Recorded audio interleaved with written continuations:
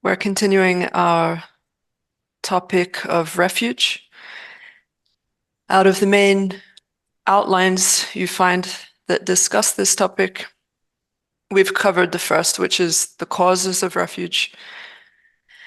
We also covered the second outline, which is the objects to which you go to refuge, and we've identified them as the three jewels. And now we're up to the third topic, which is the reasons. I can hear myself, sorry. Okay, the reasons why they are worthy of refuge. So this topic is mainly explored through looking at the Buddha jewel's qualities.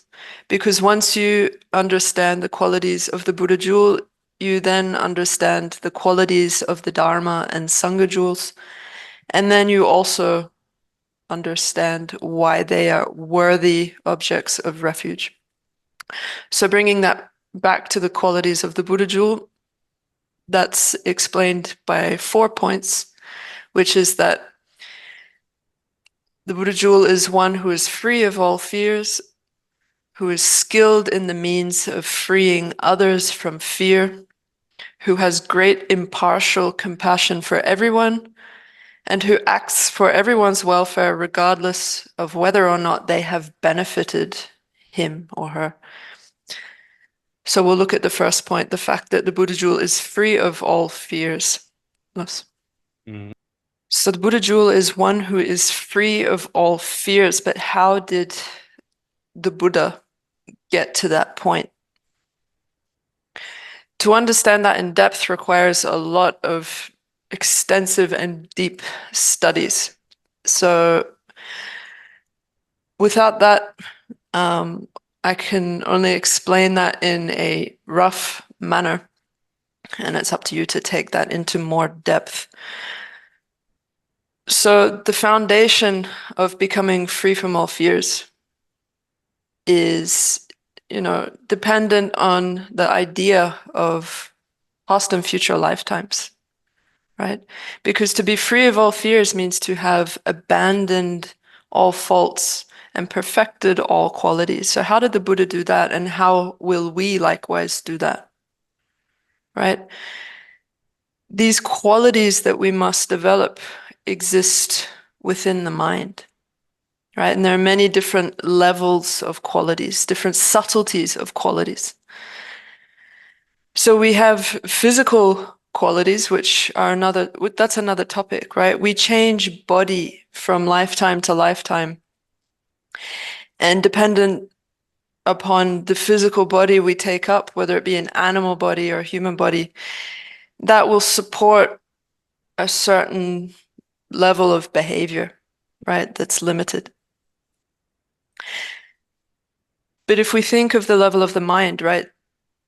This phenomenon that continues endlessly, right? Which can carry imprints and can be developed, right? That continues on until Buddhahood. So that's what we must focus on, right? Our physical body can be trained. For example, there's classic examples given in Dharmakirti's Pramanavadika, where he talks about if you train your body in long jump, for example, in jumping, you can train it to a point where you reach your limit of how far or how high you can jump. And that's it. You can't go any further, right? Likewise, if you boil water, he says, you eventually reach a limit of heat, of the temperature it gets to before it dries up completely. So those are physical limits, right? Our body has certain limitations in the qualities it can develop, but the mind is entirely different. The capacity of the mind can be developed endlessly. If we implement the correct methods for habituating ourselves with good mental qualities, then there's no limit to the extent we can improve them. Our mind only gets better and better to the point where we become bodhisattvas or aryas or buddhas. And that is a definite eventuality. Our mind's faults of anger, desire, ignorance, and so forth don't exist in the nature of mind. For example, if you look at the nature of something like a piece of coal, no matter how much you wash it or scrub it or bleach it, it doesn't turn white because the nature of coal is black.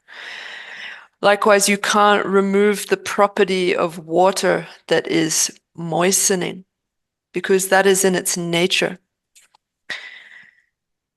So the nature of consciousness has no faults, right? It is clear and knowing by nature, right? Clear and luminous. So it can be washed of its faults, so to speak, right? Because they don't exist in the nature of it. They can be separated from it.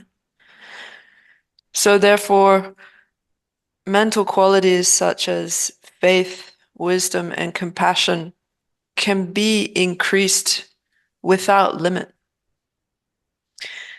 So, for example, with a more worldly example, scientists have examined the nature or connection between mind and body, and they've performed psychological experiments to understand what our fundamental predisposition as human beings is, for example. So an experiment, a famous experiment, was performed with children. So young children, children who couldn't speak yet, who hadn't been influenced so much by society and had so many experiences like we as adults have, right? Very young children. So they showed them pictures and videos of people being mean to each other. And the reaction of these nonverbal children was they were upset by it. They didn't like it. It was clear. And then the experimenters showed them pictures and videos of people being kind to each other.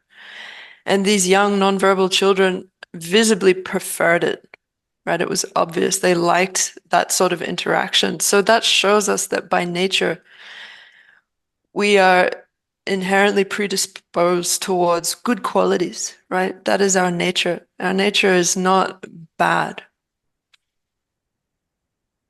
So what does it mean by extension in reality for the Buddha who is free of all fears, right? What does that result in? If you look in the sutras, you find many stories of people who tried to harm the Buddha, who were unable to.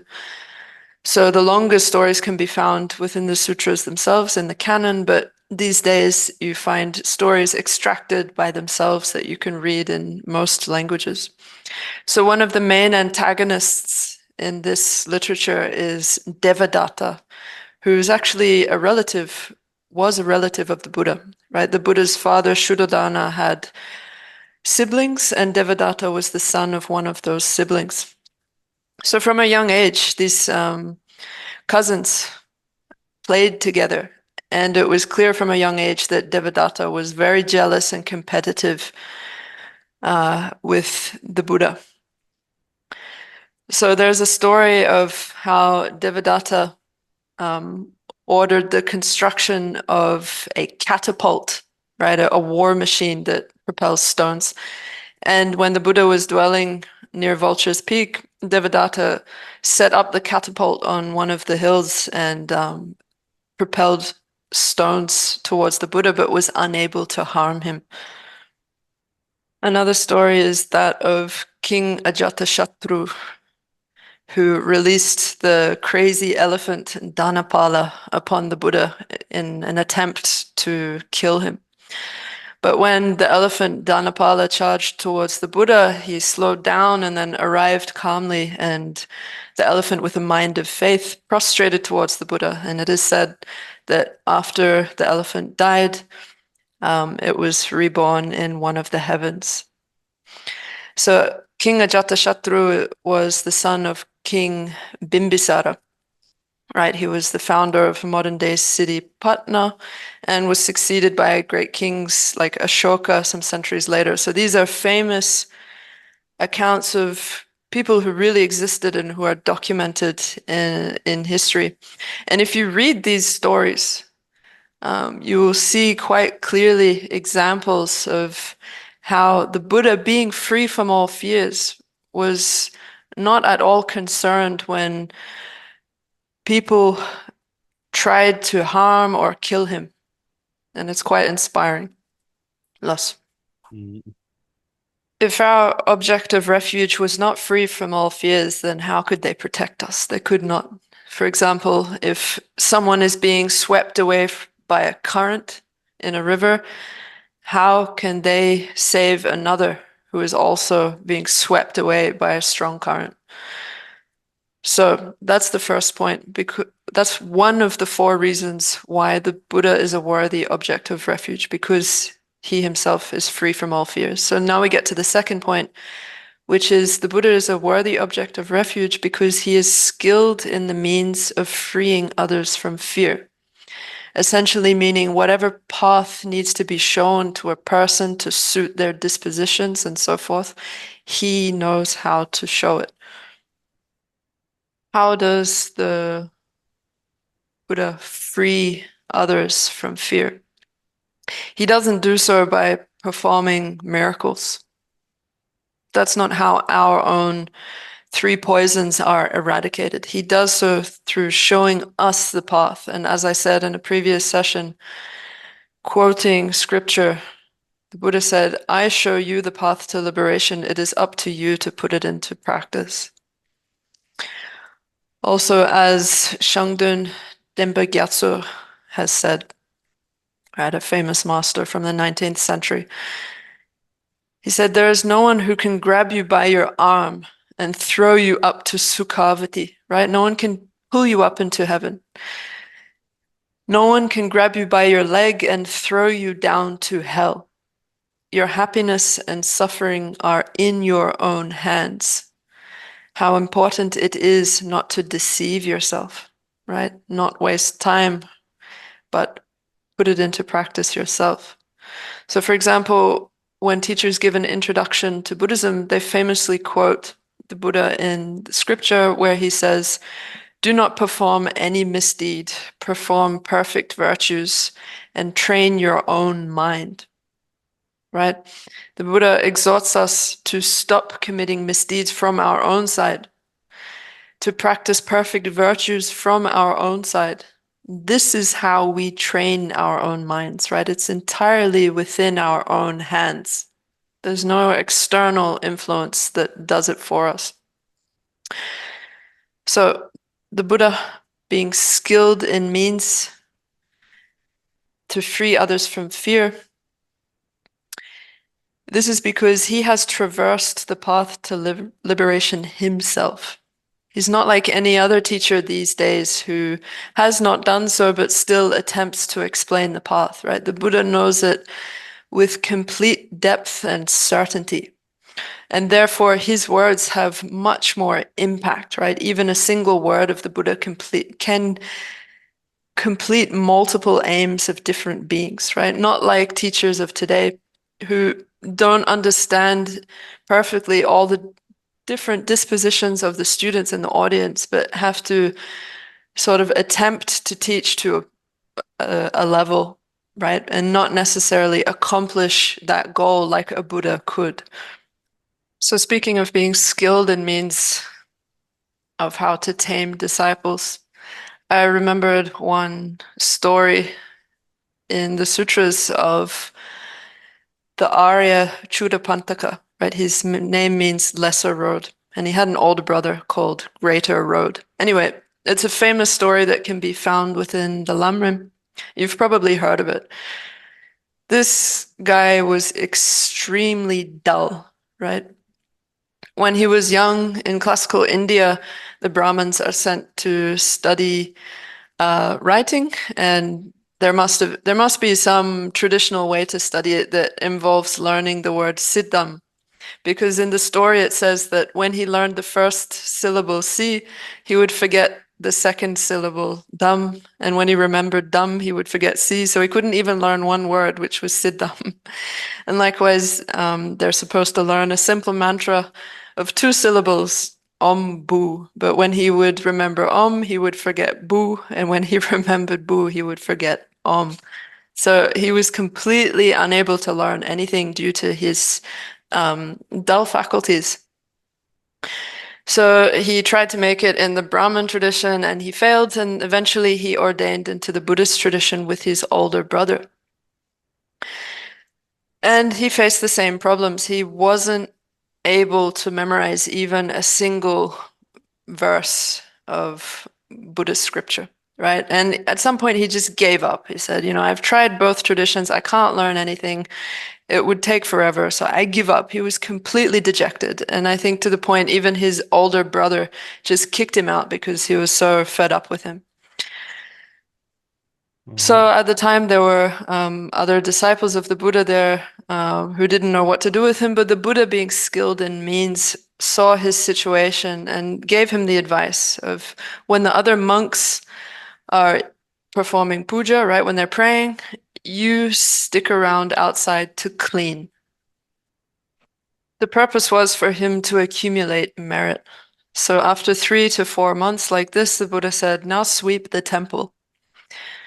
So Chuddapantaka started sweeping the temple. And the Buddha, through his miraculous power, made it so when Chuddapantaka had cleaned one side of the temple and moved on to the other side, the Buddha again made it dirty on that side. So he would go from side to side, and it was in a perpetual state of being unclean. So he had to sweep more and more and more without end. And it was all for him to accumulate merit.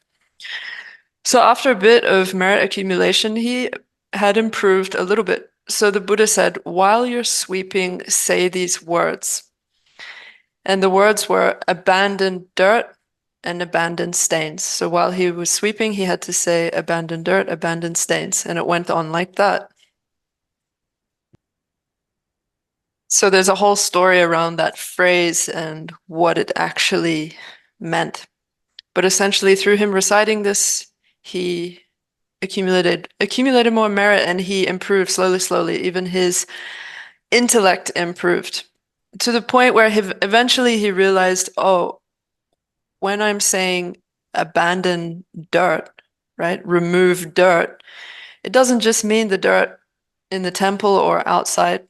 It means remove my anger, attachment, and ignorance.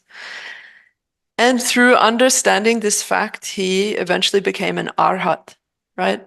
So the Buddha, being so skilled in means, was able to impart just 2 ideas in a sentence that he would repeat that enabled him to achieve arhatship despite being so dull originally. So what advice should we take away from this? Well, I think actually out of all of the canonical literature, right, the Kangyur and the Dengyur, maybe a quarter or even up to a third is narrative literature, right? It's stories. And it's stories that we can take advice from, just like this story. So from this story, we can understand that the Buddha is skilled in means in how he benefits others, right? He has perfected his ability to help others. Not only that, what we can take away from it is that through accumulating merit, we create the conditions for our intelligence and knowledge to improve. Not only that, we can understand that through even an act of sweeping, we can accumulate merit, right? Based on our motivation.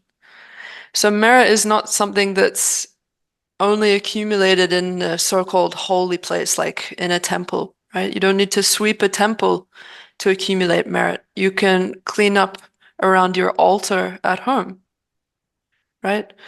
If you maintain an attitude of respect around your holy images at home, right? You clean them, you pray next to them with a good motivation, you can accumulate waves of merit, right? Merit is not something that requires you to be in a temple praying to achieve.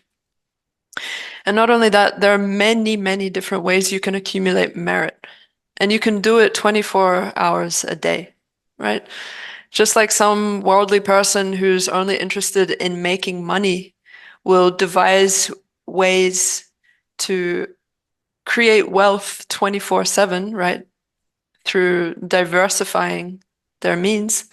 A practitioner should diversify the way they accumulate merit and do it all day long. You can even accumulate merit while you sleep, right? So it's mostly a matter of changing the way we think, right? So that's the second point of why the Buddha is worthy of refuge, because he is skilled in the means of freeing others from fear. So if we move on to the third point, which is he's worthy of refuge because he has great impartial compassion for everyone. In the last session, we spoke a little bit about how our love for ourself cannot exemplify the love that a bodhisattva or a Buddha has for us and all beings, right? It is impossible that the Buddha could prefer some people and dislike others. It's an impossibility. And knowing this, it's quite strange that in some heritage Buddhist societies, people make prayers specifically for their own success, their own luck in a venture where they win out over others, right? They pray to succeed at the detriment of others. And this is ridiculous because the Buddha is impartial towards all. So why would the Buddha try to fulfill such an aim, right? The Buddha loves all equally, more than a parent could love their only child. So therefore, hoping for one's own success or praying or even performing pujas for one's success over others is not an appropriate thing to do because the Buddha is without bias. So at best, your prayers are simply disappointing to such beings. So if the Buddha's love is impartial, then how is it that some people succeed in their ventures or have better luck? Well, that mainly comes down to the individual's karma, right? If you perform a bad action and accumulate bad karma, when the time comes, you will experience the negative result. And after you have experienced the negative result, there's nothing the Buddha can do because that's not how the Buddha helps people, right? The Buddha is the teacher of refuge. The Dharma is the actual refuge, and the Sangha are those who aid us in our practice of refuge. So the Buddha shows us the path of merit accumulation, right? And it is said that a person who has accumulated much merit succeeds in whatever they do, right? So those are the people who are succeeding, right? Because they have accumulated merit, not because the Buddha has deemed them worthy of success and given them success. Therefore, we need to have a decent understanding of karmic causality. And if you don't understand it in extreme depth, at least understand that we have to abandon the 10 non-virtues, right? And if you can't remember all 10, then it's okay. Essentially, it boils down to not harming others, right? So our Dharma practice is one of being conscientious of karmic causality and taking a lot of care not to create bad karma, because after you create bad karma, the Buddha can no longer protect you, right? If you think of Devadatta, the Buddha's cousin, he was an extremely close relative of the Buddha, but after he died, there are stories in which he went to hell. So the Buddha could not prevent that despite him being so close. Likewise, Ananda, one of the Buddha's closest disciples, who was also a relative of the Buddha, could not achieve arhatship before the Buddha passed away. It was only after he was admonished and punished by Kashyapa after the Buddha's death that he eventually became an arhat, right? So after you accumulate bad karma, the Buddha cannot protect you, right? You must protect yourself by learning what is a correct and incorrect path according to what the Buddha taught and putting that into practice.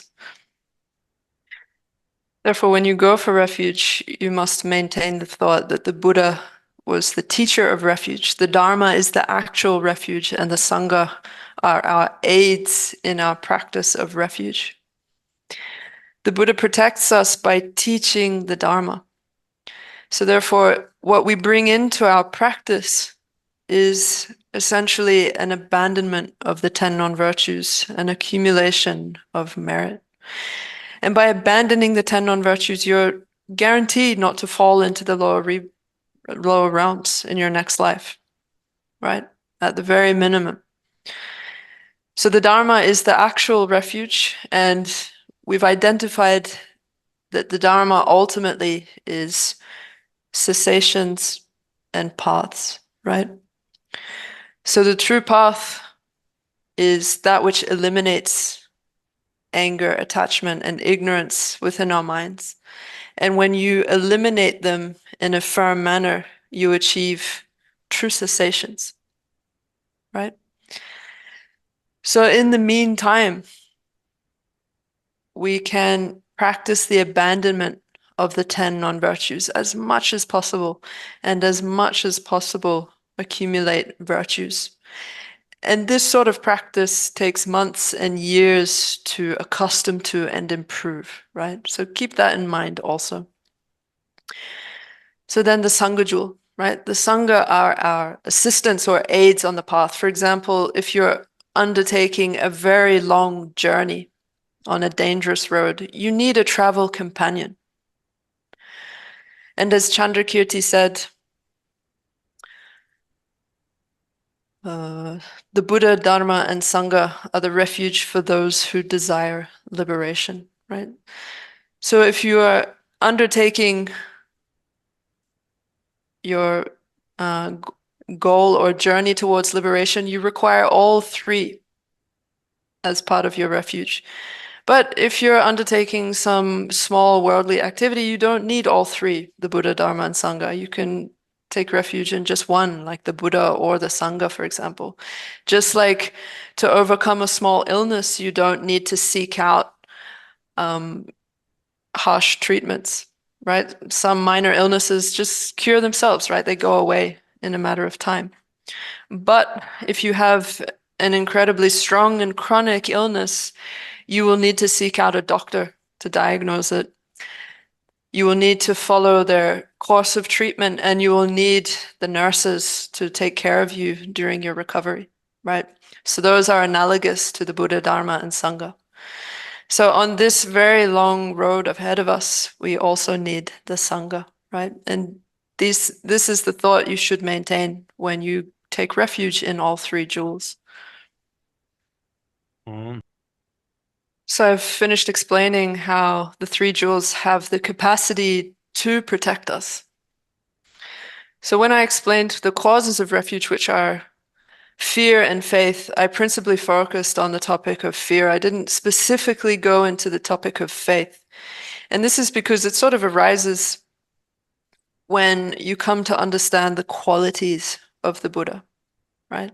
That is the cause for generating faith. And I've explained a lot about the qualities of the Buddha. And we've covered how those qualities of the Buddha arose through his practice of Dharma. So we can also have faith that if we do likewise, we too will achieve Buddhahood. 다 그냥 뒤져 조주도 저선 키란조 튀어져요나 튀어 당셔 가상에 식 스템베고 삼로 당당저고 된데 셰임바 된데 갑라야 키란조 식 갈라고 간예 저고 가려 연구요나 지단에 다 가상 디고 고마던 고면 고마던 졸라 튀어 당야다 가추모사 저선 튀어다 당야나 당셔 아니 데 샤신나 야사 뒤져 조주도 So we're running out of time, but I said last time I would leave a little bit more time for questions. So, for example, last session I explained a meditation on the Buddha's image. So, did any of you have any specific problems when you tried to meditate on that? Like you could ask about that. Or if you have any questions pertaining to the previous sessions, feel free to ask them now.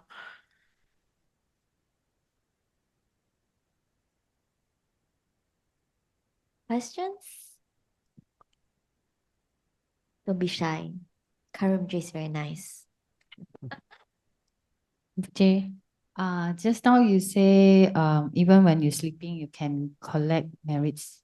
Can you elaborate or teach us how to? Because it's so useless sleeping, right? So might as well do something about it. Thank you. So, sleep is categorized in Buddhism as a mental factor. And among the mental factors, without going into too much depth, of course, there are those that are changeable and unchangeable. So sleep is a changeable mental factor. And what is meant by that is that it is by nature not virtuous or non-virtuous. It's neutral, but can be changed through your motivation. So if you set a good motivation before you go to sleep, for example, by thinking of refuge before you sleep or visualizing the image of the Buddha and developing faith, then in your 7 or 8 hours of sleep, you can accumulate merit. So then how could sleep become non-virtuous, on the other hand? Well, for example, sometimes we have dreams where we attack or kill our enemies or people we know. And, we can't really blame ourselves for this because we don't have control over our dreams. But what we do have control over is how we think when we awake from those dreams. So we shouldn't buy into them and rejoice over bad things we have done in our dreams because then that's an accumulation of non-virtue. So the fact they are changeable, right? Dreams are changeable, or sleep rather, it can be known by the initiation process, right? You've all received empowerments. And let's say tomorrow you're going to be conferred the empowerment. The Lama will say, when you go to sleep tonight, put the kusha grass under your pillow and go to sleep with a good motivation and a mind of faith. And then you will maybe see certain signs in your dreams, right? Which is essentially proof that through your motivation before you go to sleep, you can turn your sleep into something virtuous. Once you get to a higher level, like if we speak of bodhisattvas, in their dreams, apparently they can receive teachings from the Buddhas or their gurus, and likewise they can meditate on emptiness while they sleep, etc. But that's a high level context, right? We as beginners, at the very least, what we can do is correct our motivation before we go to sleep and accumulate merit in that way. So if there's not many other questions, I just thought to speak a little bit more on the topic of sleep or dreams. So when we go to sleep, what happens is that our coarse consciousnesses sort of cease and they become more subtle, right? There are many different levels of consciousness, some really gross, some really subtle. It's said within Buddhism that when your consciousness becomes more subtle, it has much more potential. Like, for example, if we bring it on into a physical level, I've seen in some YouTube videos that when water is focused through a very small hole, like with a pressure washer, it becomes really, really strong and you can use it to clean concrete. Or even more than that, when it's focused through a very, very tiny hole with a lot of pressure, it can even cut through rock, right? Just like a knife can cut things. And likewise with fire. You have a fire torch and you send the fire through a small hole And focused in that way, you can even use it to make holes in metal. So likewise, when our consciousness becomes more subtle, we can focus our potential and achieve great things like understanding or accumulation of virtue. So I don't know if you've experienced this in your day-to-day life, but I definitely have. And I think you can probably relate. Like when we go to school and we learn concepts, sometimes they don't make sense during the day or just after they've been explained. But when we go to sleep and wake up the next day, somehow they've made sense all of a sudden, right? So this is something that also my monk classmates and colleagues have said to me, right? They were explained a difficult concept which they didn't understand, but when they went to sleep, they either understood it in their dream or understood it when they woke up. And sometimes I sometimes have an experience that I come up with ideas or ideas for compositions in my dreams, right? How strange. So the monks in the monasteries, their main method of study is through debate, right?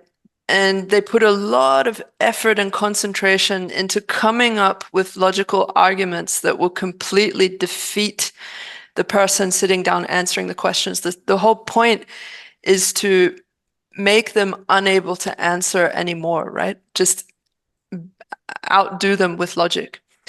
And it's also a really big struggle for the person who's answering. They have to focus and concentrate so hard to come up with answers to these difficult lines of logic.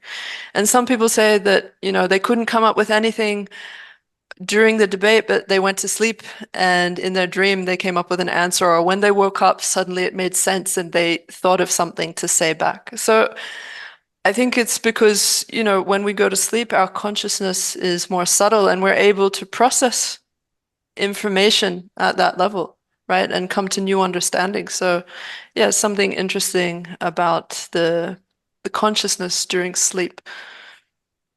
All right, so it's 5 o'clock. So if there's no other questions, we'll leave it there.